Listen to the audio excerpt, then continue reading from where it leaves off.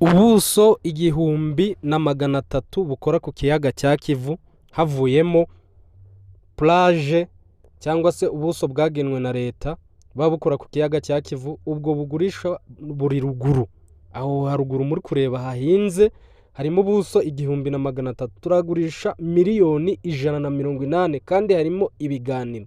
Iyo duteranyijeho plage yose twabona ko aba hafite ubuso burenga 2500. Murabyumva neza rero, duhamagare kuri 0788 wigurire ku mazi ahantu heza. Nitwe ba mbere tubagezaho ibibanza bikora ku mazi, bifite view y'amazi hano mu karere ka Rubavu, Rutsiro ndetse na Karongi. Turahari ku bwanyu, muduhamagare tubahereze aha hantu kuri miliyoni 180, harimo n'ibiganiro, birakunda cyane. Murabibona ko